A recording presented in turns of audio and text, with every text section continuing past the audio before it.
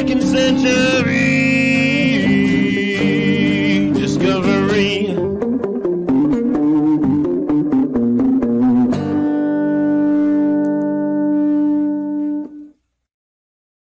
Hello and good evening for this Thursday, April 18th, 2024. Star Trek Discovery Season 5, Episode 4 is over, but we're just getting started here on Live Long and Podcast. Oh, by the way, the title is Face the Strange. For our review of this episode, we got our great team here to break it all down. I'm Dave Mader, a live stream here on Facebook, YouTube, and Twitch. We're gonna bring in our whole team here. First up, we got the man whose color is definitely red. We got Adam Woodward. Hey guys, how you doing? Good. How are you doing tonight, Adam? Pretty good. All right. Coming up next, we got Dr. Truffles himself. We got Chris Worldmind Murphy. I like my Vesper martinis cold. Well, that's you stole my lead in here. Okay. And finally, she's our quiz admiral who loves her Vesper martinis ice cold. It's Ashley Millard. Hello. It's nice to be back. Thanks we missed you last week, Ashley. And Michael is sitting out tonight in the rotation, so we don't have Michael with us, but he wished us well, and we'll catch up with him next time. With us in spirit. With us in spirit. Spoilers ahoy! If you have not seen episode 4 of season 5 of Star Trek Discovery, Face the Strange, go watch it and then come back and hear what we have to say about it. But with that warning issued here, let's talk about this one. How about we start with Ashley first? Ashley, how was this one for you? I know you were a big fan of last week's episode. Yeah, I mean, I like this one too. I always enjoy a time travel, time shifting type episode, having all of the previous series. So it was nice to get one of those. I wish we had gotten some more of the older characters into it, though. Would have been nice to see some of the older ones. Like beyond Arium and... Yeah, like I even said to Kevin partway through the episode, I said, I'll die if we get a scene with Lorca. You'd be happy if we got a Lorca scene. Yeah. I don't know if we'll ever see Jason Isaacs anywhere near Star Trek again, but probably not. Never say never. Okay, yeah, no, that was kind of cool. Yeah, like if I'm trying to remember the guy who was like the half Klingon guy. Yeah, I was gonna say I was waiting for a scene where she just kind of like rekindles something with the bearded boyfriend from the first season, whose name I can't remember. Ash Tyler. Ash Tyler. Like if there had been an Ash Tyler meets book, oh, what happens now? So it get really complicated. Let's go over to Worldmind next. How was this episode for you, Chris? You know what? I was kind of at first. I heard it was going to be a timey-wimey episode, and I was like, "Eek, I don't know." But this is actually super entertaining and my favorite episode of the season so far. I had a blast watching it. It was great. Tons of Rainer screen time. His character was great through it. Yeah, I was a big fan of the connections they were kind of pulling through, but at the same time, it was like, this was a bit of a filler episode, but not quite. But it kind of felt like one at the end of it. Yeah. Okay, and then Adam, I think you said you just finished watching this moments ago. I enjoyed it a lot. I think it started as a filler for me, but coming off last week, I thought that this one would be more action oriented and entertaining that way, and it was for me. And Chris, you started talking about connections, and that connection between first officer and captain is so important, and they closed that circle in this episode. It was very good. Yeah, exactly. I agree. They kind of like reach deep with it. I enjoy all the various sort of time jumping, which we'll get through as we review this episode. But yeah, the ultimate closing of connections and they're sort of solidifying those two being like fully trusting each other, because at first it was like when Raynor kind of gave like an order, it sort of I forget the exact line, but it was like, oh, mutiny vibes, this feels like mutiny vibes. At just like the first 5 minutes of the episode, there was like something he said and it just gave me mutiny vibes. and then by the end of the episode, I'm like, oh no, those are completely squashed. I feel Was it like completely what if confused my here. way's better? Was that what Yeah, gave you? that's the one. That's you the know. line. Yeah, Yeah, I didn't take it so much as a mutinous. It's definitely insubordinate, but it's. it felt like the it's- scene. Kelly, my wife, said the exact same thing. Actually, just she said, this, I think there's going to be mutiny. I said, no, it won't be mutiny. I don't We think need them together. I just think he was butting heads with her philosophically. But I will say, like in a 4 episode, okay, like we only get 10 episodes this season. We're bringing in a brand new character in this Commander Rayner, and I think that this episode, not filler at all for me. I think it's exactly you needed this episode right now with these two to kind of like work out whatever their differences are, understanding how they're different, how they work together, how they're the same, and building that trust by the end of the episode. I thought I was like, okay, good. Like, okay, like this is exactly what we kind of need, I think, to move forward with these two now, because otherwise, you like over a longer 26 episode season, like in the old Trek days, I think they would have, maybe sparsed this out more. We would have. Well, I feel like they've done an episode like this in TNG. Like Voyager did it probably an once or episode twice. Yeah, but Voyager did an episode almost very, very similar to this, with Chakotay as the protagonist of that particular episode, where he was jumping around time in Voyager, like when he went to engineering and Seska was there, and like he went to another section, and the doctor didn't have his mobile emitter yet.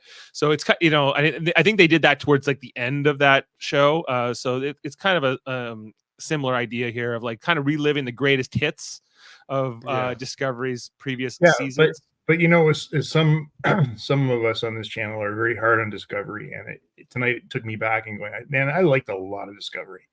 Mm-hmm. Yeah, who are you? Well, Jodie particularly, but Davin. And I'm definitely in. Like, I still like the show, although I don't love it as much as the other Treks. Like, even compared to Strange New Worlds here in the modern era, I would still, I think, take a Strange New Worlds episode most times over a Discovery episode. But this one really worked well for me. I feel like it was kind of going back to an old school episode. It's a bottle episode almost. There's one scene with Locke and Maul at the very beginning of this episode that sort of is off, that sets it up, but otherwise it is a bottle episode. It's completely within the Discovery sets. Ironically, to me tonight, they're on a beach in that opening scene, so it's a bottle episode with a beach. Yeah, beach and ship in a bottle. It occurred to me tonight is when I was watching the opening credits, is that they haven't done like an opening, like in my opinion, a really cool opening sequence in, I'm guessing since what was the last show prior to like the newish Trek? So we had Discovery, that was the first of the new era, and then so prior to that, was it Voyager? Enterprise. Okay, Enterprise. Okay, so when you think of that sequence opening, I know we don't like the song. I get that. Everybody doesn't like the song. We love it. Yeah. I've got faith at the heart. I don't know what you're talking about. Okay. Yeah, good. what are you talking about? They're not gonna hold me down no more. No, they're not gonna change my mind. But what I'm just saying here is like this animation or this, that we're seeing with Picard, this one for sure, and I think Strange New Worlds, can't remember now. Very different kind of openings than we're used to. When think of Deep Space Nine, I love that opening sequence, like the teasers, or you actually mean the title sequence? Title sequence, yeah. I hate Discovery's title sequence. Oh, really? Yeah. Oh, sorry, Discovery's I don't like. I'm saying Deep Space Nine I loved. Yes, me too. Voyagers I loved. Right. I even prefer Enterprise. I like maybe if we're almost like have enough shows here, we could almost do a tier ranking of intro sequences. Davin's marking it in his schedule as we he's speak. like, we're ranking all the intro sequences. Okay, good. DS9 S tier. S tier, Voyager S tier. And then he'd be like Discovery F tier, and I'd probably be along with that because it's more the music in the Discovery intro and how long it goes and the 58 executive producers we have to get through in those credits, but like I don't mind You the guys animation. know you can skip them, right? No, we do, but we still watch them. I did. There's I no don't skip. watch them. I skip them every single time. Yeah, I know. It's we were trying to get Kevin always to watch the Enterprise intro before every Enterprise review, but he said he always skipped it, which I said was cheating. I have never watched the full Enterprise intro ever in my life It's so because I good. get like So good. 5 notes into that song and I go skip. You should It's probably got- just mute it and watch it because it's very good. It's actually very good. The end without this, I don't mind the song, but it's kind of strange for a Star Or Trek once you get to show. season 3 when they sped it up, it actually goes. Oh, and it got even Oh worse. God, Yeah. that's worse. They did a remix here. It's been a long road. It's awful. Yeah, I was gonna ask. They added an electric tambourine like they did with the DS9 theme. Yeah, we've been through all that, but back to this episode of Discovery. Yeah, like I'm still really high on this episode. I don't think it's a perfect episode, but it's pretty good. And It's close to near perfect. Out of all of Discovery's episodes, it's like high top 5 for me. Yeah, I think so too. I think this might end up being. I think I'm in the 9s, guys. Like we'll see by the end here, but like am I reaching a 10? Only a Michael Chan appearance could have possibly. It actually made me laugh out loud several times. Mm-hmm. Yeah. Yeah. Well, and I think what's really working for me in this show is Rayner. Like I'm really liking the contrast between him and Burnham and the rest of the crew, and sort of like I don't know them learning from each other and kind of acknowledging two philosophies kind of need to blend here, because I find Michael and a lot of the crew, including Saru, sort of mono, like sort of one philosophy, and I think having some more diversity of personalities is good, except for maybe Jet Reno, who I always enjoy. She's kind of like a little different, but otherwise they're all kind of pretty nice and loving each other and all that all the time. So a little conflict, but not in a bad way is good to have. So guys, let's run through our screenshots like we love to do here, just to remind ourselves everything that took place in this episode. Of course, there was a warning here about the flashing images. Yeah, That's true. For those suffering with epilepsy, I suppose. So watch out. And we get this flashback to start off 15 hours ago. So this is kind of how they got the tech that we saw them planting on Adira at the end of the previous episode. They being Locke and Maul. As we see them buying this device that we'll find out is the bug from this kind of black ops dealer. I don't recognize his species. I don't think he kind of looks like a Skrull from. I was gonna say it looks like a Skrull, kind of looks like an Orion. Well, Orions don't have that texture, but maybe he's like a half Cardassian, Half Orion, half something. Yeah. Maybe, or something completely new. I'm not sure, but I don't off the bat I don't recognize him. But anyway, they're buying it from him, and they give him the latinum when he's kind of he's not a nice black market dealer guy. But as soon as they give him, he like you saw, he was raising the price afterwards, and then basically we find out that he used to sell weapons to the Emerald Chain that they used against Maul's family when she was younger. So this is kind of a retribution move on their part, as he gets like poisoned basically by touching the latinum. And then there's a bit of a them embrace just kind of watch him die very coldly. And they're looking forward to getting the tech, the progenitor tech, of course, is what they're all after. And then they're going to, be able to live their life in peace without ever being fugitives again, is kind of what we're told here. Yeah, they get so rich, and she kisses her gummy bear, man. Oh yeah, I saw a theory that says, like, one theory was that is he a Breen? Is one theory that's out there right now. I'm like, I don't think so, but who knows? Like, because they keep mentioning the Breen in the season over and over and over again, so it seems like something's gonna happen with the Breen. But I always thought that the Breen had like snouts, like kind of like a dog does, right? Like a kind of elongated face, because that's why they wear that big helmet. So anyway, that's just a theory that's out there. Nothing to corroborate that. Anyway, so we see how this tech then, we go 15 hours ahead, I guess, to Adira, who's the one who ended up bringing this on board from Trill. And she's on the phone here with Gray, or they are on the phone with Gray. And and it's I was like, I thought the episode from the screenshots earlier in the week was going to be more about this. I'm glad it Yeah, kinda me wasn't. too. Me too. I thought we were gonna get way more heavier on the like, oh, are we gonna have a time loop where she just kind of relives her breakup with Gray over and over again? Because that's gonna Oh. be fun. God, I'm glad we didn't get that. That would Right. be Yeah. awful. Yeah, and it wasn't that. They're just kind of like, we're seeing that they're talking on the phone, they're friends, and they're moving past it. And I'm like, okay, cool. Excellent. And then we see that the bug is kind of, because the deer gets called to the bridge or whatever, and so the bug is moving throughout the ship. We get to stay here on the bridge with Rayner. Basically, everyone hates Rayner. Is kind of like the vibe we're getting here on the bridge, like from Detmer, Awashikan. He's kind of short with people, rude, dismissive, and not doing the things the way Michael Burnham would do them, right? As Make him Burnham raise her eyebrows at him. Just really She just is- giving him the old eyebrow raise. Like, what are you doing? Yeah.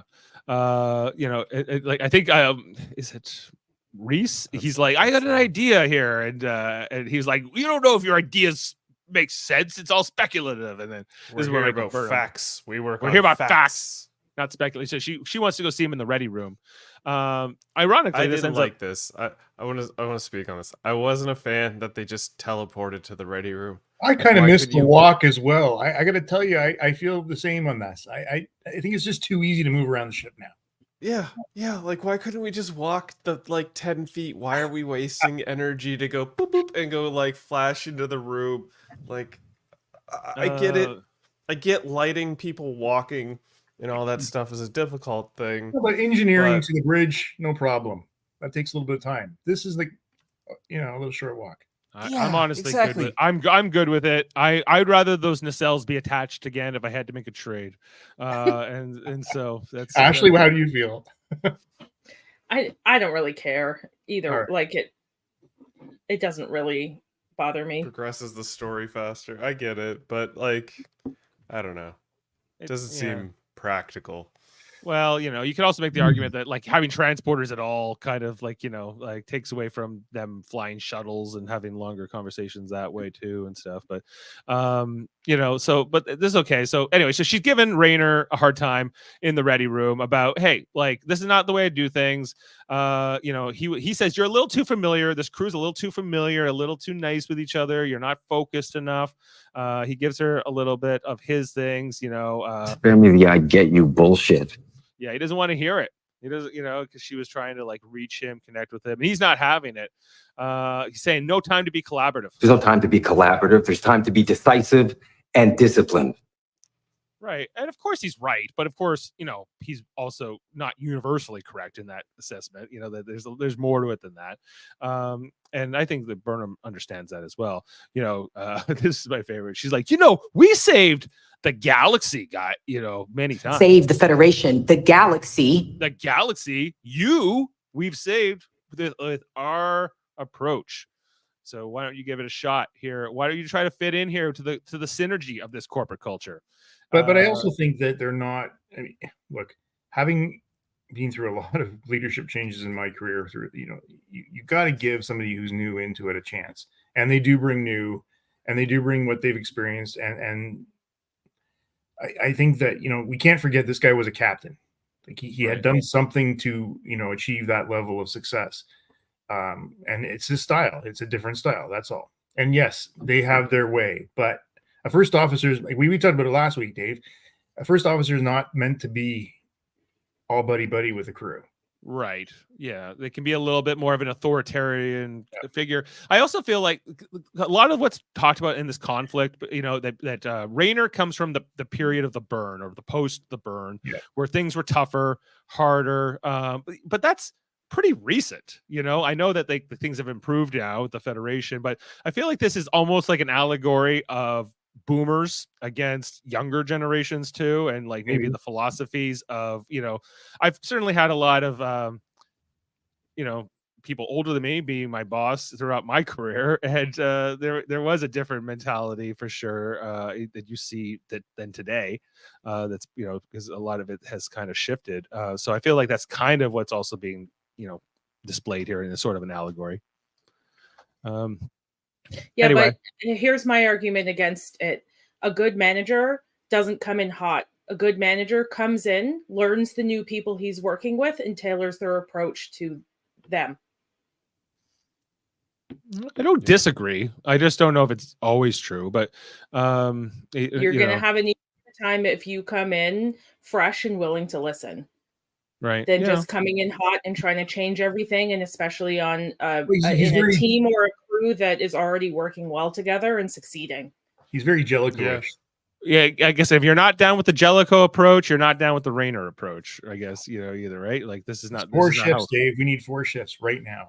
We need Delta Shift. Where is there a problem with Delta Shift? Okay, let's move on here. As we go to engineering, Stamets working away, and the bug is coming along here. He notices it. Which goes into this panel here on engineering. Which I mean, immediately, okay, cool, I get it. You see curiously, like, is that what looks like a spider on this ship? Why wouldn't you be like, immediate thought be like, bink, bink, computer, what is that? Or, Captain, I found something crawling on the ship that shouldn't be here. This is clearly, like, a cross-contamination of some kind. What's going on here? He just watches it disappear into the hull. Yeah, well, sure. Because the plot demands it is the answer. That's fair. Is really all there is to it. But then I would have appreciated a warning, like a hello, but then things get glitchy. Then I would have been like, okay, cool, he tried, but it was a little too late. Like, I would have been all right with that. It just didn't try at all, and it was like, why didn't you warn anybody?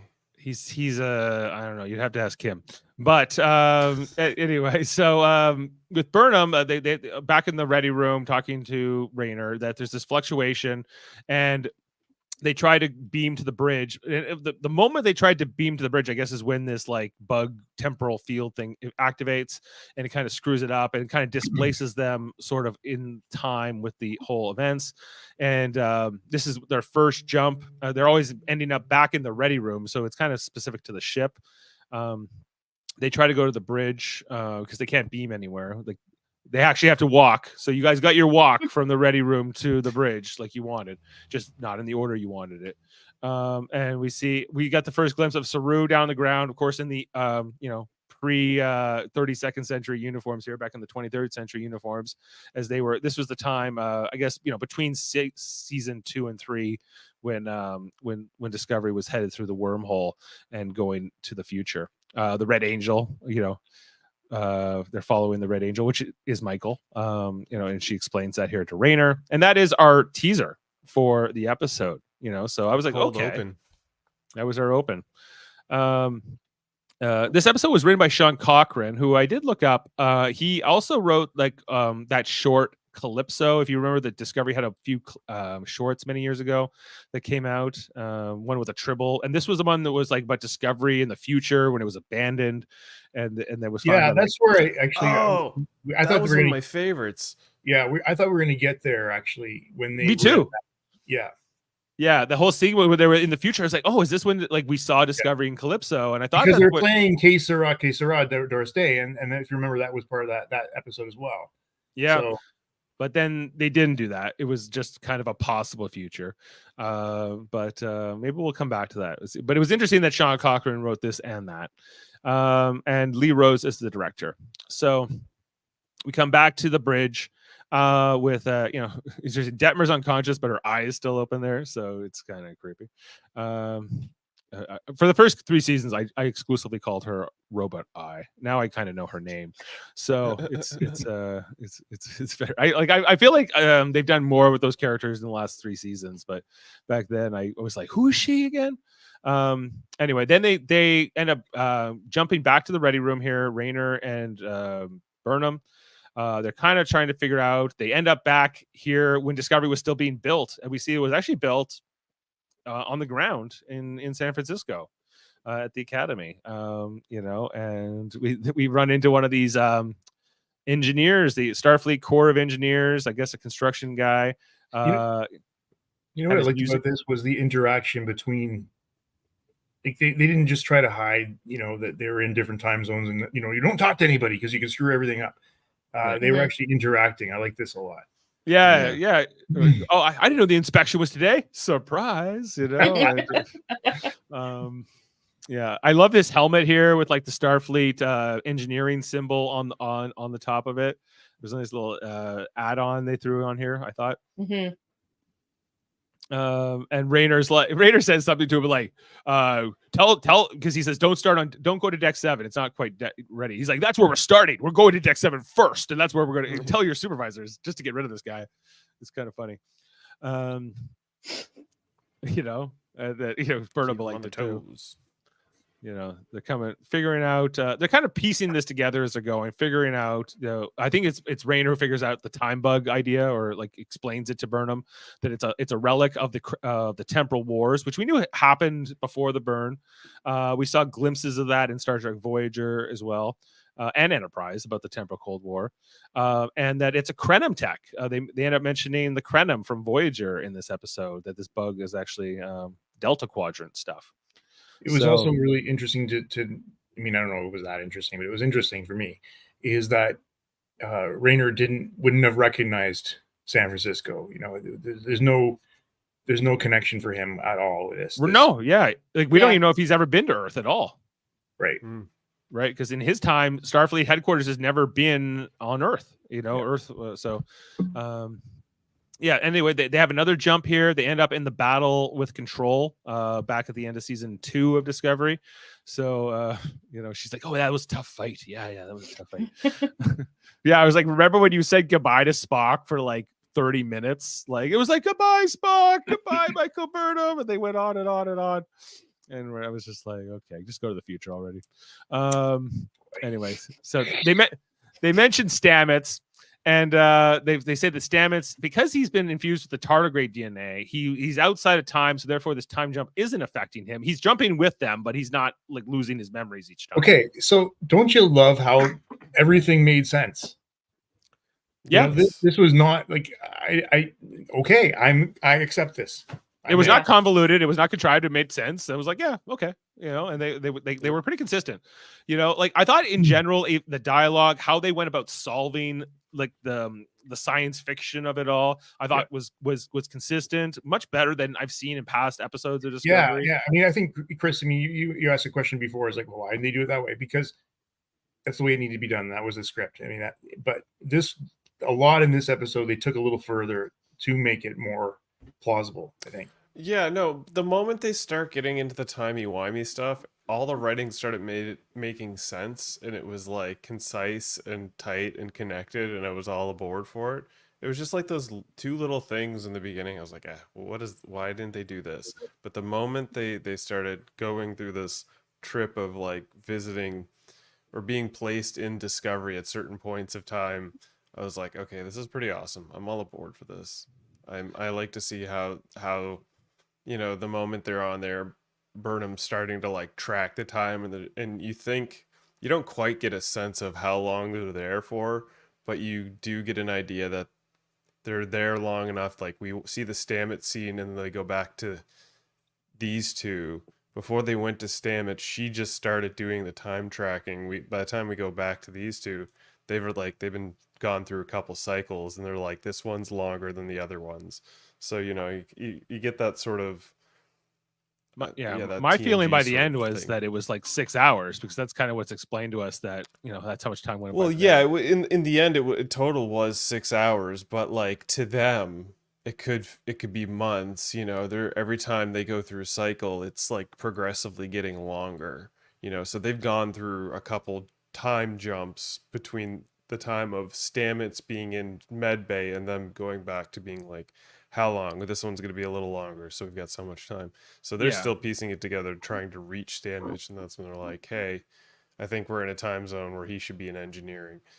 Right. Yeah, and we get some conversations here with Rayner and Burnham where she kind of explains, like, when she first came on board the ship, she was like, this prisoner and, was very nervous. And this ends up, mattering later on in the episode that he has this Not a backstory. prisoner. She was more of a mutineer, but like, yeah, she was. Well, she was she came from prison and was kind of recruited as a specialist, to sort of be a consultant at the time. But yeah, she was kind of technically a prisoner in some ways.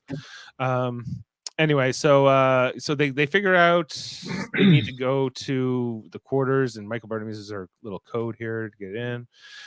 But right in front of him, I mean, that's like shows a lot of trust, but like part of me was all like, should we be giving him like command codes? Exactly. I was thinking exactly. Is this going to come back to bite her? I didn't think that at all. I was like, no, she has to trust him. He's the first officer. Yeah. I feel as the first officer, he would have a bunch of those command codes. Yeah, just not to her quarters. He should need hers, which overrides Well, his. she can change them. She could change them, and hopefully she does, because that would be the correct thing to do. Otherwise, HR is going to have a really mad time with her. Yeah, you better hope Book's not there when he coming out of the shower when he walks in. Anyway, then they figured out that the next time that they're in here is the Emerald Chain was on board the ship at the time. I guess this is the end of season 3. And so we get a bit of action here with Rayner and Burnham fighting Emerald Chain guys. It was not bad. I thought, it's more. There's a couple action fights in this episode. It was okay. Like Burnham was definitely like laying down more of like a martial arts style butt whooping, and then Rayner's just like stage fighting Kirk style, like I'm gonna grab you and give you a good old right hand. Exactly. Yeah. Before his hand got aged ahead here, but he ends up almost getting taken out here. But he's saved by Jet Reno, who comes out of here, and she had some good lines in this episode, like when she hit this guy from the Emerald Chain, and she goes, Get a better helmet. "Get a better helmet." The Jet Reno, and she wants that Vesper Martini for her trouble. Vesper Martini, ice cold. Yeah. So anyway, he because I guess this does affect the timeline, right? What's explained to us in the episode is that this interaction would have been like sort of permanently put into the timeline because only the last cycle would not be. That's kind of what we're told. Okay, so if a cycle completes, then it's kind of locked in the timeline, right? So whatever they're experiencing, if they do something that can mess up the timeline and they jump to the next cycle, then that could mess up the timeline. So they're being careful, but then they realize, oh no, the only way for us to do this is kind of by messing up the timeline. But if we do it this way, it'll never happen. It's like they won't remember it anyway. So the final cycle doesn't end up mattering. But Jet Reno did meet Rayner in this moment, and that becomes part of the timeline now. It's a classic save game before final boss method. You just save the game, you jump off a cliff to see what happens, you reload the game. Well, Jet, you got the Doctor Who going there, the timey-wimey of it all. It's true. Anyway, so then he jumps out here and he says, "I told Jet I was a temp." I was here temporary Simon. And the next time period we go to after that is clearly in the far future for Discovery. This is what we thought. Jane and I were both watching. Go, it's gonna be the Calypso moment, or like when that short from between season 1 and 2. But no, this is just I guess 30 years down the line. We find out, learning from Zora, who explains it all, that that unless they get out of this time loop in this episode, that Locke and Ball are going to end up getting the progenitor tech. And they're going to end up, destroying Federation headquarters and killing them all. And no, they don't. They sell the technology to the highest bidder, which happen to be the Breen, and the Breen are the ones that destroy everything because they're the Breen. Because they're the Breen, right? Yeah. And maybe that's the only reason we're getting all these mentions of the Breen. Doesn't necessarily mean that Locke is a Breen. But you guys, I love Zora. I certainly think Locke is a Breen, though. Sorry, I didn't mean to cut you off, Adam. I was thinking that too. But what I was going to say here is, I love Zora. I love the character. I love the fact that she misses the crew. It really goes to the whole. When we used to have computer and whatever, it was just a boring voice answering questions. Now you have a personality, and it really mean, with all the AI stuff we're dealing with these days, that's the, I mean, Yeah. reason for it. I'm a big fan of it. I get what you're saying. I love the fact that Zora is sort of a sentient being, because I think that short episode, that short trek where she's off in the future by herself, that like really And she's lonely. characterized her. Yeah, and it's something I've always wanted them to expand more in this show, and they kind of skirt by it, don't quite do it, and this was a good continuation of that. And yeah, I was a big fan of this scene. It was probably my favorite scene in the whole episode. Yeah, and we see Federation headquarters has been completely annihilated, more or less. Like there's a shell of it left. We see what we're told is a 32nd century Breen ship here on the right hand side. You don't really get a great look at it, quite frankly, but it's big and green, kind of like those Breen ships we see in Deep Space Nine right now that we're covering at the end of right now for the Dominion War on the Deep Space Nine podcast, which we're just wrapping up. Check that out on Mondays, guys. Anyway, and then Michael has after learning all this, the only thing that didn't make sense to me was in this time period, Stamets is dead, right? So Everybody's dead. So when Stamets jumped with them to this time period, is he just in a dead body? No, he just doesn't he doesn't wake up. He's just non-existing. So he doesn't wake up in this time period. He doesn't, just, but he would wake up in a time period that he is alive in. More than likely, yes. Right. Okay. Like timey-wimey doesn't quite make sense to me, but okay. So basically, those two made it to this timeline, but everybody's dead. Stamets should be there, but the reason why Stamets isn't jumping with Raynor and Burnham is because Stamets didn't transport with Raynor. I know he's on a different jumping pattern here. He's not. It's not only that he's on a different jumping pattern. He's not even jumping. It's just that his consciousness is doing like a quantum leap through his own bodies. Right. But he's able to remember from each jump to the next jump. Yes. This is one of the jumps in the chain. But yes, but his body would have to be here for him to jump into it. Do you get what I'm saying? Yes. Right. Their bodies didn't need to be there to jump into it because they are physically transported. I understand they're on different rules, but I guess because he does he just went into nothingness, I guess, during this. He just probably went to the next jumping period that they were at, or he was, unconscious because he was put on, sleeping drugs. And just the moment he wakes up, he's like, oh, which is, I think he was in the spore dry room is the next scene we see him. And he's just kind of like, well, yeah, and that's kind of where we're headed next, because after they learn about this future, and Raynor and Burnham have more of the conversation about how she ended up taking the chair, and where she started to where she ended up.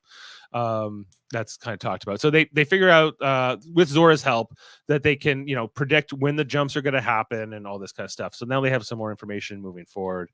And we see they're not just moving through time, but they're also moving through space, and it's kind of like a weird cone, timey-wimey cyclical cone thing that they're going through. So anyway, cone action. They're getting ready, and Zora says you'll be jumping in 3 seconds, and then that's what they do. So yeah, back with Stamets, he's alive. And her final words before they jump is like, "You have to fix it all, please fix it." Yeah, that was so heartbreaking. Oh yeah. No, yeah. Zora said it didn't go too well for everybody. So even her, So anyway, so now we got Stamets back. He's alive again, everybody. Don't worry. And best conversation of the episode right here. Yeah, him and Jet Reno going up, what she calls him. Dr. Truffles. That was a good one. This also was one of my it was like one great scene followed by an equally great scene. These two going to get I laughed so hard during the dialogue of this scene. What's so interesting to me is that basically Tig Notaro came into this show and she kind of became what I think they wanted Stamets to be originally, which is kind of like this sarcastic, funny, quippy person, but it ended up not being what Stamets is really character is in the dynamic of the show. And it became Jet Reno's thing, and she just gives it to him all the time. She's like, oh yeah, like it's is that what's going on? She's like, you just told me to fix the warp coil thing I've done a million times, and you said it quite dramatically. I have to put it too. Well, have you seen her stand up ever? Like, I don't think so. No. Yeah, I wonder how it's so good. Exactly. She's pretty quick. So I don't know. I'd love to know whether she is scripted or she comes up with lines. I'd love to know that. But yeah, like, and so she's just like, are you jumping through time? Are you stuck? Are you stuck in a time loop? Are you stuck in a time loop? Because he's asking her these questions. That line No. killed me. I laughed so hard. But she is shrugging it off on like, well, maybe he's just thinking theoretically. Like, and maybe she does that sometimes too. So part of me was kind of hoping she would figure it out and then sort of like remember it, but keep it on the down low. And we get this scene later when everything's all hunky dory, and it's just like her sitting at the bar, and Rayner orders her, a Vesper martini, ice cold. Yeah. Well, yeah. Then Michael Burnham shows they finally catch up with Stamets in engineering, which he orders there's a spore breach. Everybody. There's a spore breach. Evacuate now, or mushrooms will grow in your lungs. Yes. Go. Go. Yeah. Mushrooms will grow in your lungs, which apparently is not a thing. So, but they don't know. In high school, they told us if we smoked mushrooms, we'd go blind, but nothing about lungs, nothing about mushrooms growing in our lungs. Maybe you didn't have the spores. Well, it's probably what The Last of Us reciting here. I didn't know you could even smoke mushrooms. Is that a thing? You don't smoke mushrooms. Do not. You cannot. You should not. You don't do that. Okay. Good safety tip. Thanks, Murphy. Yeah. So anyway, Only so they ingest in small quantities and then grow larger as you need. We get our first look at the bug in this scene as they try. Well, Rayner just tries to grab it, which Stamets ends up stopping him, and he goes, "No, this could go really bad." I had to pull this. If removed improperly, incalculable timelines might converge at once, ripping every molecule around us into infinite directions over and over again for eternity. Sounds bad. Sounds bad. Oh, sounds like hell. I just love that was the best line for me. Sounds bad. Don't want to do that. So and then but Michael Burnham has the data. She can figure out, and he can, she can help Stamets get it. But there's only 20 seconds left in the cycle, so they need to keep re-meeting up. So they keep saying, let's meet up on deck 13 because this is the place where normally there are no people or not many crew members, and they can kind of, hopefully not have too many timeline, interactions at this way. So we get our next jump, which, we see Stamets is back in the 32nd century uniform. They're figuring, I don't know, there's just more exposition here on what they need to do and how they're going to get there. Have to make a device, and they have to get the holodeck fluid, like the 32nd century holodeck fluid, in order to make the device. So Michael Burnham goes to her quarters. We see a shot of Grudge. She runs in, she gets it. I like that brief moment she looks at Grudge and it's like, oh no, is Grudge gonna rat on her? Is this a timeline? Is this going to affect the timeline? Yeah. Anyway, so she gets it, and then David Ayala shows up, book, and I was like, oh man, I do not look like this with my shirt off, even though I'm a fellow David. I can't hold it up to David Ayala. This is at a time period, I guess, where they're still fully boyfriend girlfriend, not so much on the rocks. There's I think it's gonna be an awkward situation for her, but I felt like he says I love you, they have a kiss, and she says I love you back, and I felt like there was she was kind of reconsidering if do I want to get back together with Book maybe when I get back to my own time and everything. Am I misreading that, or it felt like a bit like that, but also felt more like she was just like, I gotta play it cool and can't show my cards. So I'm glad this scene was quick. Me too, but I didn't mind it. It just but I'm kind of like, I'm trying to figure out where their relationship is going by the end of the season. Ashley, do you have any predictions?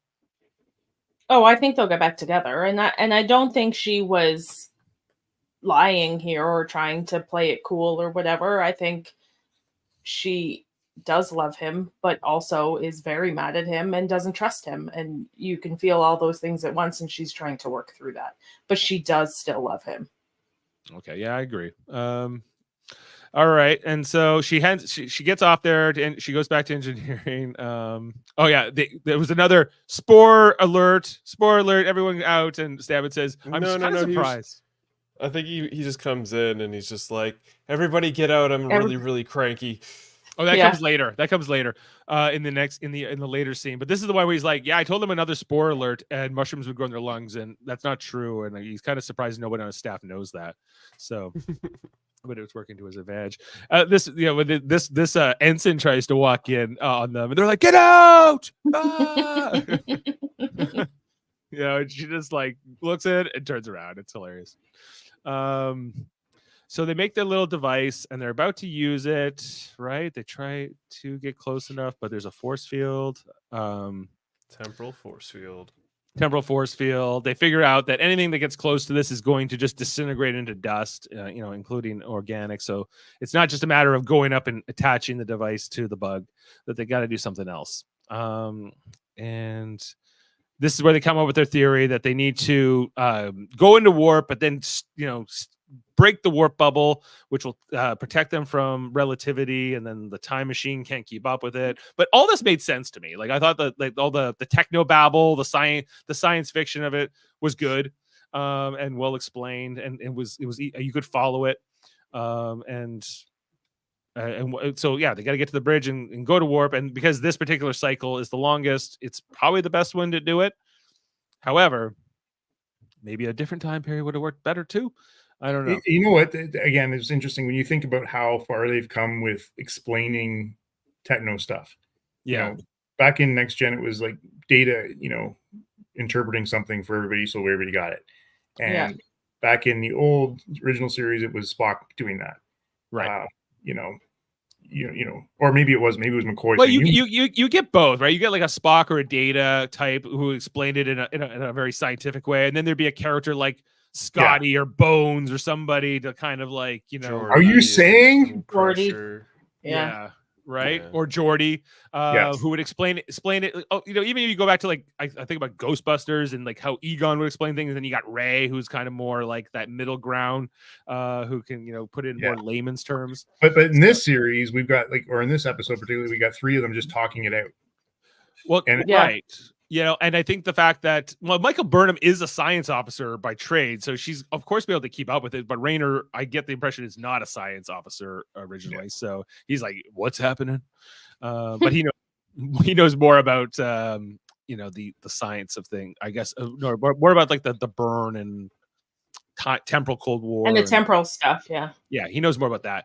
So so we find out that the time period that they're going to try to pull off their little plan to save the day is when Lorca was still in command of the ship, pretty early days back in season 1. And that but Lorca's not here. He's on an away mission with Saru apparently. And Landry is also mentioned. Remember her? She got killed by the tardigrade, I think. Way back when. Anyway, and another Battlestar Galactica alumni, that the actress who played that's she played Tori in Battlestar. She played Tori in Battlestar, yeah. So, but she was who ended up being one of the Cylons. But anyway, so they mentioned Lorca. I loved Burnham's reaction to Lorca's name. Yeah, Lorca. That was a deep cut. And so they got to try to do this. So Michael Burnham has to get to the bridge and convince Ariam that that this is going to work. Because Ariam is in command, so she's going to figure it out. Well, Stamets and Rayner are going to go off and do the engineering part of this mission. And they even give the old style communicator, like the flip communicator from the 23rd century. Stamets has a couple of those stashed away because he's like, take mine, I'll just replicate another one. And then Linus shows up here. This is great. So we hadn't seen Linus. Yeah, Linus was only introduced in season 2, but this flashback or whatever you want to call it kind of shows us here that he was on the ship from the beginning. So anyway, and then this awkward thing here, this in the turbo lift with them, It's so funny, you know, and he's just like, red is your color. Red is definitely your color. Thank you. Yeah. And just then somebody grabs the turbo lift doors before they can close. Guess who it is? Season 1, Michael Burnham. You know, this was I thought pretty well done in terms of how this all played out, how the effects looked, especially when they start fighting. You know, it's pretty... everything was good up until she like nerve pinches her and takes her out, and then she's holding her head. And I'm just like, that was weird. That was so weird looking. Yeah. And I was like, just lay her down on the ground. Give us a 2-cut shot, guys. Yeah. We don't need this like third body perspective outside floaty head on somebody else's body. Like it was so weird and standoutish. But everything prior to that, like the whole fight scene, how it was choreographed, was really good. Yeah. To me, this was the battle of the uniforms. Right? Well, we know which uniform wins. We do. You know, yeah, like there's this one particular shot you can kind of tell that's not Sadiqa Martin Green, but you know, it's pretty. Yeah, there's a handful of those, but not, what do you? Only if you really freeze it and look at it closely. Yeah. But you know, mostly it works and mostly it looks good. And they both get their licks in, I would say, you know, in this. But finally, she gives her like the nerve pinch, and then sets her head down. I guess this does look weird. It looked off. I was like, oh, it wasn't in the good. Still image. It doesn't look that bad. But yeah. Okay, I didn't really notice it at the time, but now that even here, I'm like, now that I'm analyzing it, I'm like, yeah, you're right. They just stuck her head onto like an extra's body here. It's like the lighting's just slightly off. I don't know. It's so The size is wrong. Yeah, it just leaves her there in the middle of the floor. Surely nobody will find this. I guess Reese finds her, right? Anyway, so then we get this is where Stamets says, "I'm grumpy." All right, I am very grumpy. Just absolutely irate, and I need to be left alone. He was very grumpy in season 1. He was. He was more surly pre-tardigrade DNA. Yeah, more surly before the mushrooms got in his system and chilled him out to the stone. Kind of, what's going on? Oh, are we fixing this sciencey thing? Okay. Yeah. Well, and then Raynor's like, "Hey, can you fix it?" And he's like, "I'm trying." But basically, Raynor just gives more of his tough love approach. I would, if you want to call it. I'm very stressed, Dave. I'm very stressed. I'm very stressed. Don't you know it's hard to be me? And and Raynor's like, "Okay, man."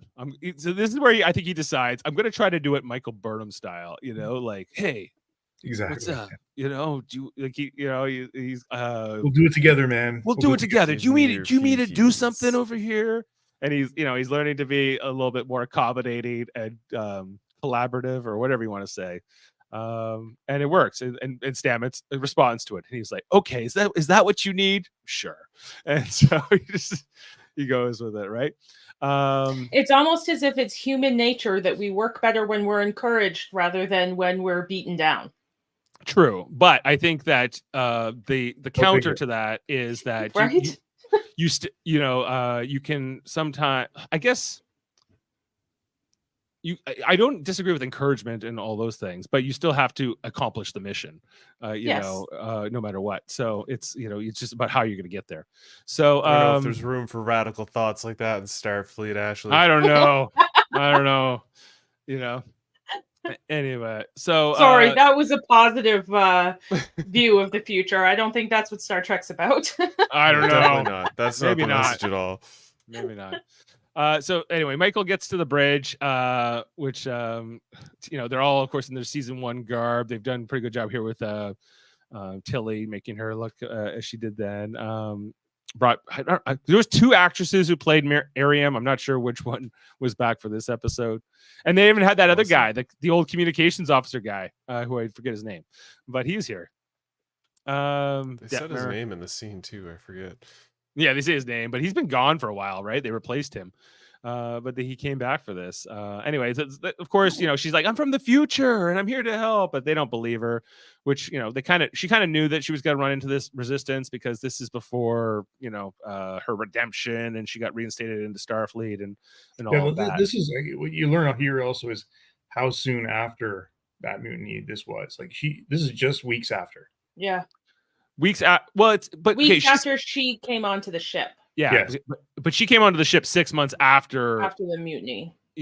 Right? So, and remember, like Detmer was there on the Shenzhou back then, right? Like, so in particular, Detmer has that real negative connotation of it. I like that line when she's like, "Listen, I took a right cross from you 3 weeks ago, and I do not want to relive that experience." Yeah, to Washington, right?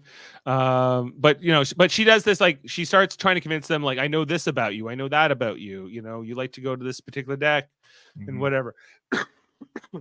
Excuse me. And it doesn't really Tilly, like, you think I'm going to stab you in your sleep because I snore, or you snore, but I won't. And she's like, thank you for not stabbing me in my sleep.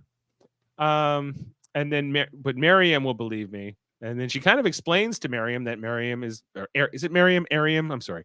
Ariam is going to die in about a year after these events.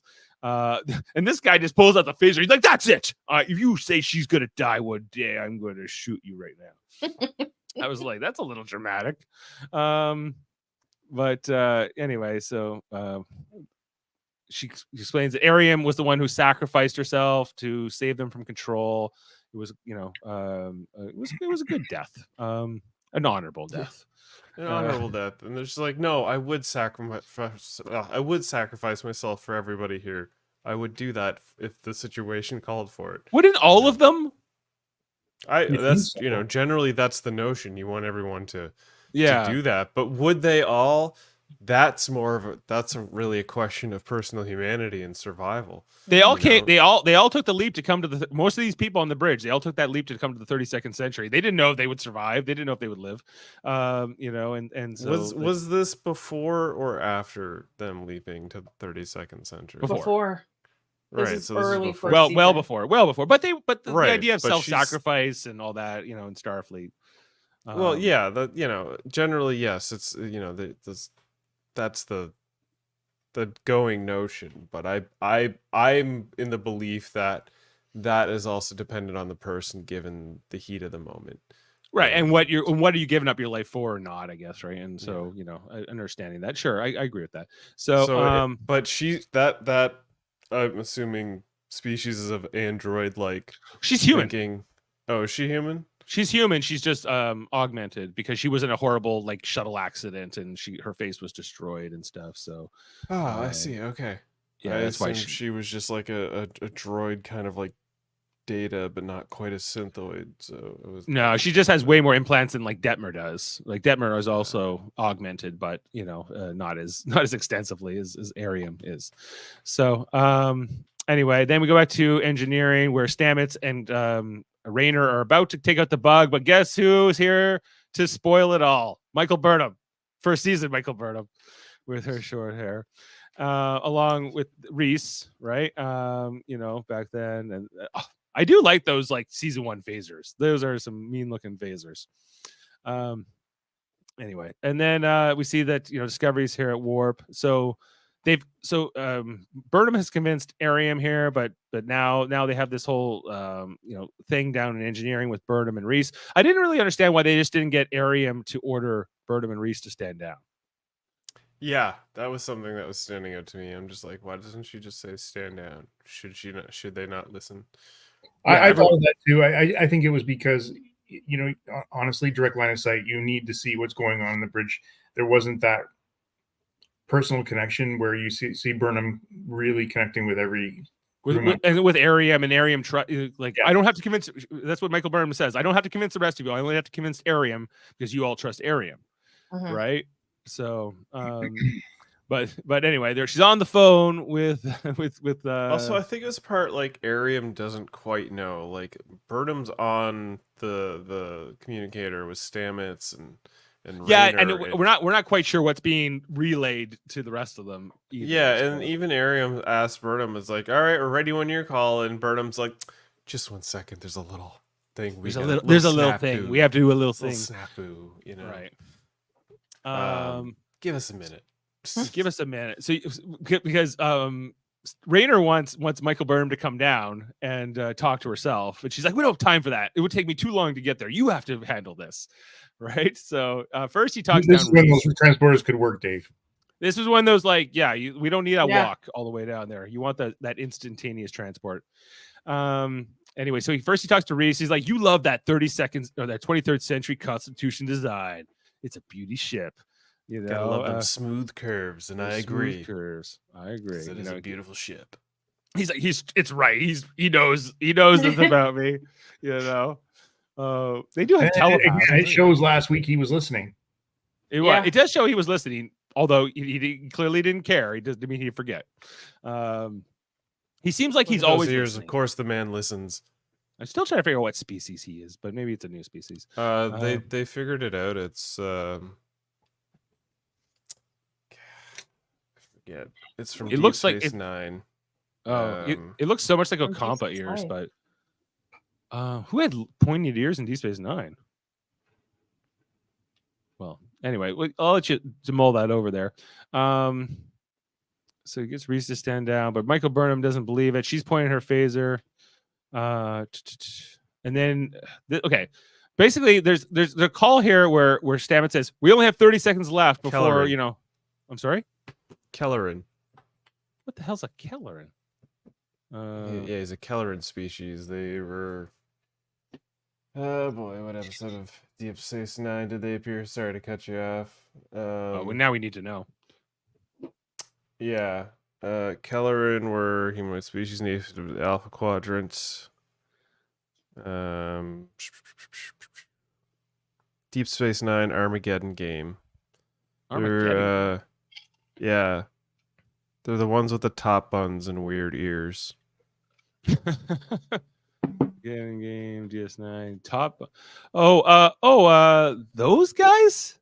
Yeah. Oh, the episode. Okay, that's the episode where O'Brien is replaced, right? Or they think he's dead. He's either cloned or something like that. I forget. Yeah, I think it's the one where you say cloned, and then we find out we've been following a clone O'Brien the whole episode by the end. So he's been on a secret mission. What? Such an obscure alien race to bring inside to this character, but okay. Anyway, so but for the times, okay, me and Jane timed this. Stamets says 30 seconds, and then Raynor leans in and gives the speech, very quietly and very slowly, I will add, with a lot of music. It goes well beyond 30 seconds, guys. They would all be dead. But I did like the speech. I did like the discussion and him telling her to listen to that voice in her head and saying that you deserve it. You can do it, and you can become a hell of a captain. I'm sure when the writer wrote that, he's like, surely the actor that they have portraying this character will be able to deliver these lines within 30 seconds. But right. Well, I think I chalk that up to direction more than writing. I think and they could have just said 37 or whatever, how many seconds it was. Like they can have Stamets say anything, right? But anyway, that I'm just like, there's no way that it has been less than 30 seconds, by this point. But anyway, Michael Burnham puts that phaser down, and they break the warp bubble here, and then this allows now Raynor can get in there with his hand. Right in that device and pull out that bug. I was kind of hoping it would take his hand. I was like, a little bit of me was hoping that this would cause him to have his hand age so badly and poorly that he would actually lose his hand, and then he'd end up having a robotic hand for the rest of the season. I think that would have been really cool. Maybe a little too on the. He just puts a black glove on. Yeah. He looks like Luke Skywalker. He only takes it off every now and then, but you can tell it's robotic. Well, I thought that at the end it was kind of like he was favoring his hand. I thought that maybe there was gonna be some kind of long-term thing where he got like some kind of temporal necrosis or something, but I don't know. we'll see if that goes anywhere. Because kind of spoils the milk, if you will. That is this whole like soupy relationship between him and Burnham. He's like, oh, I just sacrificed my hand for you, basically. You know, could really sour a character's perspective. Yeah. Like, I thought that would be anti this episode. You can't have that. They got to go forward together here. Yeah, right. I want them to work together, obviously, too. But it's just like it seems like they're kind of planting that sort of doubt, if you will. Yeah, well, we'll see if it goes anywhere or not. But they have a little speech here, like go get Dr. Kober look at your hand, and they admit that they understand each other both better now, and they're a better captain first officer team after this episode. So like that. Then Stamets pulls the dead bug out of the console here or whatever, and then Adira shows up and says, "How come I just blinked and 6 hours went by? Does it have anything to do with your little bug?" It's like, I would want to squish you. He's like, is that why I blinked and 6 hours went by? Yes, more or less. Detmer's like, there's no way I would believe you back then. They're all like talking around the bridge, having a good laugh about how they used to be, which was kind of interesting. Then Raynor comes to the bridge. I thought he was hiding his hand, but he's not. I thought he was showing us the wrong hand at first. I had to go back and watch it. I wish he kind of just gave like a little thumbs up, just a little. I'm okay. Just a little thumbs. He did. Up. He lifted his hand up and showed it. He did. He showed it, but I was hoping he'd just a little. Yeah. At first, I thought he showed the other hand, and then I was like, "Is this some kind of misdirect?" But no, it was all in my head. But it wasn't. So he's fine. And so, then he's like, hey, Commander Reese, your theory was really good. Good job. Like, I'm going to try to be an encouraging boss now. This is going to be something revolutionary for me, where I actually tell people they do a good job when they do it. I would have loved to see how he really operated on his as captain before, how jellico he was. Anyway, so now they're good. Now they figured out that Locke and Maul, they don't know where they are. Their trail is ended, and they don't know where to go. But this was a little weird to this ending. This is the only thing that I think in this whole episode that I didn't find satisfying is how everybody was just happy, and they have no leads. They have no leads, and there's a lot at stake here. She just saw them all dead in the future. Yeah. So we were ahead of the game, and now we're a 6 hour trail behind, and we think we know where they're going. Maybe. Right. Well, we found out in the original. So in that timeline they saw, that was based on Discovery being trapped in the time loop for a long time before they were eventually rescued. But by that point, it was too late. So this is now a series of events are going to play out here, and we'll see what happens next. And that is the episode. In terms of the plot summary, Adam, I think you had a fun fact to share with us. I do. If you want to go back to when Jet Reno was talking to Stamets, sure. She walked away and referred, don't go into a Rothko painting.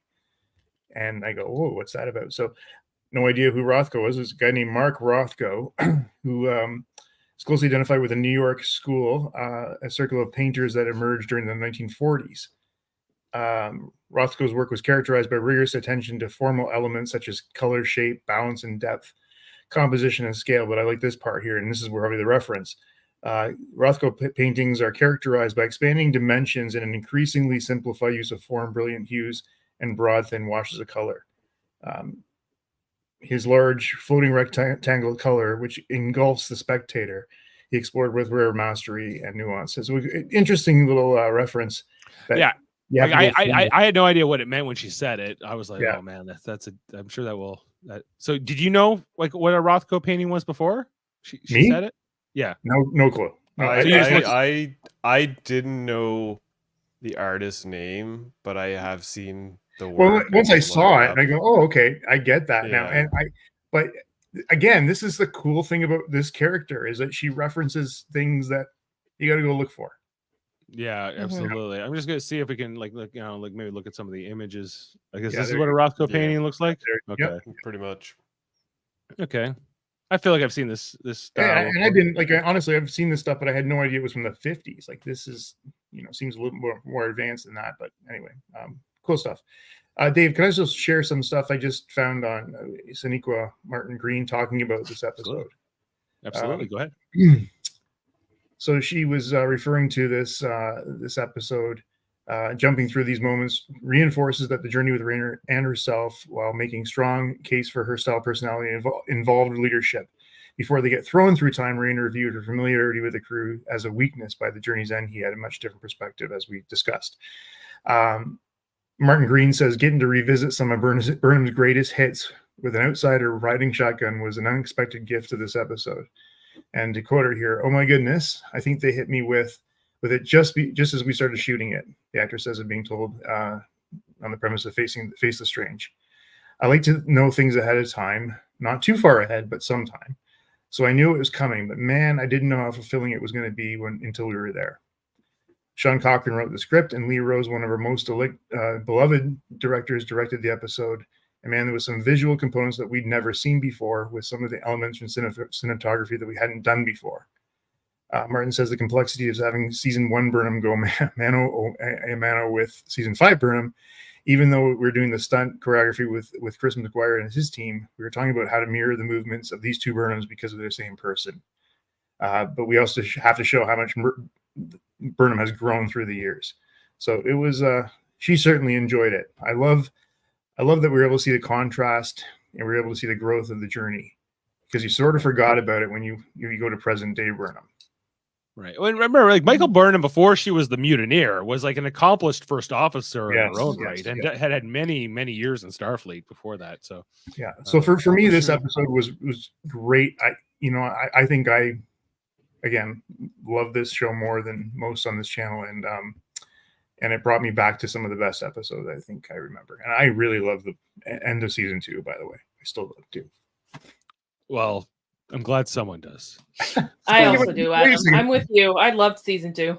That was when we were introduced to Captain Pike in the Enterprise. Yeah. He was the best part. Yeah. I don't know. I for me, like, I guess when I look back on that season 2, mostly what I don't like is all the interdrama with Spock, Sarek, Amanda, and Michael. Right. I feel like it's mostly it just feels forced, because they're like, well, how are we going to make our main character relevant? We'll just make her like the stepsister of Spock, who's his other. That was a little weird and all that. But you know what? Going back, I mean, like I think so far in season 5, like what are we, 4 episodes in now? Mm-hmm. This is the strongest season. Like the writing's great. I am in right now. Yeah, I tight in this episode. Well, let's. Sorry, you got something? No, go ahead. I was just about to go to ratings, but yeah. But you remember when we saw like the oh my goodness, it was the guy from CSI, and it was a reference back to the original series, the archway. We walked through it.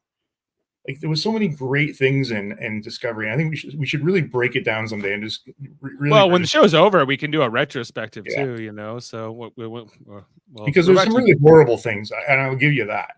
Yeah, like stormy weather.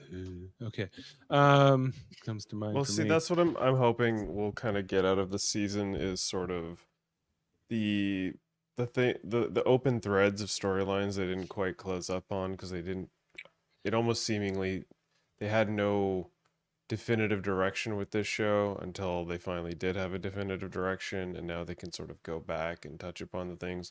I think I enjoyed this episode because it was very much, it was a mixture of bottle episode and like clip episode. Every show, especially in their last season, always has to have that one clip episode where they'll show you something, and this was that in a way. But like you said, Adam, in the article, where they're like, you get to jump through all these great moments with the third person, tag along, and it's almost like a Christmas tale sort of, Scrooge hopping through different timelines, stuff like that. Like it was an interesting perspective, and I really enjoyed that about this episode and how they portrayed these trope of greatest hits and bottle episodes, how they did it this way. It was refreshing. And if I could add one more thing too, is like, I don't think anybody really loved Picard coming out of season 3, was it, or 2? I think Two, it's, yeah. season 2 of Picard seems to be universally the most disliked one of the 3 seasons. So Yeah, but I mean, we sure love season 3, so I'm hoping that we. I just watched Steve Shive's whole review of season 3. He's like, the only reason we like season 3 is because season 2 and season 1 were very good. So Traumatized. I think he might have a point. This is the other thing that I've always believed about Discovery is every season starts off pretty rough, and I think that leaves a bad taste in everyone's mouth, and it distracts them from the good that every season always lands, because the show always lands well by the end of the season. And by like even season 4, beginning of it, I wasn't too into it, but by the end of the season I was hooked, and I thought it was one of the best like interpretations of a Star Trek story that I'd watched at the time. Going last to season the I edge of liked the galaxy. too. It was great. Last season I just thought they probably should have done a 10 episode season instead of 13. I thought that the story just went on. I would agree with that, but it was still good. Yeah, it was still good. And yeah, there was it needed to be tightened up, and I think they've gotten to that point now, but it's almost now like I too want little, more too episodes late. because I'm digging this Rayner character. Like I said, I feel like he's a better match for Burnham than Saru was as first officer in terms of the dynamic of the crew. And and I enjoyed that. So anyway, we'll get to the ratings. Question here for Adam. Adam, what show are you on tomorrow? Well, we're on a debate, aren't we? Yes, we're doing a debate 9 tomorrow. I think we are. Yeah. Yes, Debate 9? debate 9 with Debate 9. The gentleman from the Shuttle Pod show. It might have been because I said you look good. You red's your color. Maybe that's what Davin's responding. Well, not only that, I owe Davin some questions, and I will get that to you tonight, Davin, if you're still listening. So he's also chasing you for homework. Hopefully Davin's also doing his homework and watching those movies for Hold Up on Monday, because we were supposed to do that last Monday, and he's like, I'm like, all right, I guess we're gonna reschedule this. So. All right. Well, now, guys, he has homework of his own. With no further ado, let's get to our ratings. Oh, by the way, Face the Strange, the title comes from a David Bowie song, Changes. That's what it's so that influences your rating. All good. Okay. Like I said, I feel like this is pretty good, really strong episode, considering it's a bottle episode, mid-season. There's not a ton that really happens, but like I enjoyed it a lot. I'm going 9.3, guys. I think this is good. All right, Murphy. Yeah, I'm gonna give it a 9. It's definitely a solid 9 from me. There's a few things that like kind of stood out to me, and I was like, why? And when that happens, it takes me a bit out of the story. But so far from this season, best episode of the season so far. Looking forward to more. If I had to guess Michael Chance, he'll probably if he's been calling the last few episodes 9s, this would be a 10 for him. But this would be 11. So I don't know. Hopefully he'll let us know. Yeah. Okay, Adam, you're up next. Well, I gave Under the Twin Moons a 9, so I'm gonna move. This is my favorite so far. I'm giving this 9.5. 9.5. Okay, and Ashley. I'm also going to do a 9.5. If we All had right. gotten a Lorca scene or a Pike scene, it would have been a 10. Oh, that would have been great. Yeah. Okay. Yeah. So we are at even number 1. Or if we had gotten what's her name? Who am I Michelle thinking Yeoh's of? character. Yeah, Georgiou. Giorgio. Yeah. She's Yeah. too It would've busy. She's too busy filming her movie right now. I know. Well, but, that's the thing. They could have made a nice little tie into Section 31. Yeah. In this episode, they could have had her. They show could have, up and be definitely, like, yeah. But I feel like they shot this even before they had signed Michelle Yeoh to that film. like they more than likely did. Yeah, shoot this Yeah, before probably. Michelle Yeoh was signed on. I feel like that happened after the Oscars. She was just like, "Oh yeah, Star Trek. I love this. Let's do this." And they're like, Let's "But you do just this." won an Oscar." Let's do this. Yeah. do it. All right. Well, IMDb at the moment has a 7.2 rating with 132 votes so far. So we're averaging 9.3. So between the us and them, it's about an 8.3. Clearly, it's the highest rated of the season for us and for IMDb so far. And we mentioned Sean Cochran was the writer, and we jumped around to a lot of different years, guys, like 3191, 2256, 57, 58, 3189, and 3218. So maybe the most amount of years ever seen in one episode. At least I at hope Discovery. Sean Cochran writes more Star Trek because his Mhm. stuff is good. Yeah, Like, no, like he Yeah. did a I great would job love with more this. of his Yeah. And work. so Strange New he, Worlds. Give Sean Cochran some Strange New Worlds episodes. Oof. Yeah. Him and an Mbenga. yeah, Mm. well, he I want might, that. yeah. It's Yeah. not technically like his very first episode of Discovery was "Despite Yourself," which was like that mirror episode, mirror universe episode back in like season 1. Which they I first- remember being good. Yeah. Yeah. So anyway, like I think the boys got some talent there. Let's get him writing some more scripts. And just want to look ahead to the next episode, at least in terms of title. I think we have a title for this. It's called Mirrors, everybody. Oh, we're getting a mirror episode. I hope. You think I it- hope it's. I hope it is. Maybe, yeah. But Maybe- I don't But know we how know they'll that do it because they're apparently too far apart from the mirror universe now Yeah. to travel to it. So I don't know how they're going to do it. But if it's That's a what- mirror episode, I'm interested to see how. Yeah, 'cause that's what Kovac tells us, that like there hadn't been a crossover in like hundreds of years. Yeah. That was going back a couple of years. So maybe it's a misdirect. Maybe it won't be mirror universe at all, and it will be something completely different. But If imagine it ends up being a mirror universe, we should convince Davin to come in for a review. Oh my god! Oh my god! That would be. He hates Discovery and Mirror episodes. I know It would be interesting, that's for sure. if you could get like Discovery, the mirror universe, and Section 31 in one episode, there's got to be something in season 2 that has. Yeah, that he doesn't really combination. like the time travel stuff either, right? No, No, he probably sometimes. would have despised this episode. Yeah. Maybe. Oh yeah, no, he wouldn't like this one. So anyway, but that's he's on the other divisions. This is the episode reviews division. Okay, well, with all that said, it's been a great conversation. I've enjoyed talking about Face the Strange with all y'all, and I'm looking forward to talking Mirrors in the near future. Make sure to check out all our great content here on Live Long and Podcast, like Debate 9, which will be on tomorrow night with Adam.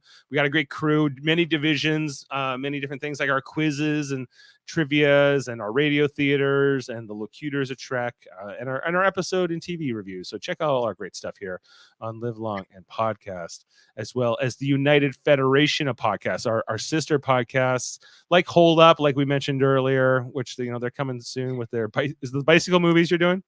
Monday bicycle movies that it's long overdue, but yeah, it's we're watching Pee-wee's Big Adventure, the Triplets of Belleville, and Premium Rush, which it's going to be a cycling good time. I like to cycle. Our guest likes to cycle. Davin, Chris, I'd like to probably get back on doesn't. that show sometime in the future if you keep me in mind. Absolutely, sir. Absolutely. Yeah, I'll come back one day. I think I was set to do a bunch of episodes. I'm set to do one. I don't know when it's coming up though. I'll message you. We basically have Whenever been Bugs we comes were doing around. it bi-weekly, and then Davin's like, life is too much for me right now. We have to Yeah. do this like It's a 3 lot. times a Like, week you at guys- best. Yeah, like when you go from one kid to two, not that I really know because I only have one It's a child. lot. When you go from 1 to 2, and Yeah. and 3 even. So, Going to 3 is like just it's nothing. Adding a third on once you have 2 is not much. But going from 1 to 2 is the biggest change. right, and he's in the Yeah. all the power to Davin. It's Yeah, an it's a exhausting lot. feat. Yeah. And yeah, we're just kind of getting to the episodes when we can get to them. But yes, you guys will definitely be on future episodes for sure. Right. Also in the Federation, we have Hey, did you see this one with Jason and Steven talking all kinds of movies in depth all the time. Yeah, those guys right now, it's Jason's birthday month. So he's called it Wrestling with My Mortality Month, where basically he's subjecting Steven and a guest for each episode to films with wrestling themes. They started with a couple good ones, and they're getting into some weeds movies that I've never heard of. The one they that's did really last kind of night was interesting. Santo and the Blue Demon versus Dracula and the Wolfman. That's a Yeah. wrestling match. Yeah, apparently it's a movie you can find on YouTube or something. Oh my god. These guys, they put on almost like 3.5-hour podcast episodes. They're a lot of fun. I enjoy listening to them. If you guys want to be on that, I'm sure it can happen. But yeah, it's I'm supposed to show up on that podcast at some point. They they also have a schedule of guests too. But yeah, great stuff. podcast. Check them out. And speaking of which, I've invited Jason on to come to the Super Mater Brothers podcast because we're talking Survivor 46 every Wednesday right now, if you like Survivor. And X-Rated, the X-Men The Anime Review Show with Andre and Davin, talking about the X-Men 97 cartoon episodes that have been dropping each week. I just watched the newest one today. It was pretty good. Look out for that. And Eamon on Track, my son with music podcast as well as Trivial Debates and the Hellbound podcast. That should be coming up on Sunday. Trivial Debates? Yeah, Sunday's the 20. Well, okay, not the 21st, but we've had to reschedule the 28th. So April 28th, Trivial Debates, Avatar: The Last Airbender theme. Yeah, I just gotta do a few things, but yeah, that's coming. It's coming. I promise. It's coming. All right. Well, thanks everyone again. Thanks for check out our other shows as mentioned, and I think we'll leave you with this quote for everybody for the night. You have a good one, everybody. Live long and podcast. Say some temporal unpleasantness were to hit the ship. To nullify it, I just need to calibrate a chronoton stabilizer to partition world lines per Scaravelli's constant, right? Theoretically, yes, so long as you factor dimensional variations. Huh. Are you stuck in a time loop right now, Stamets? What? All right. We'll see you next time. No, me? No.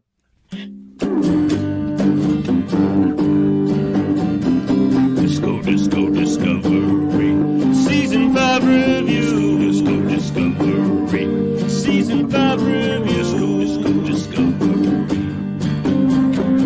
Starfleet in the 32nd century.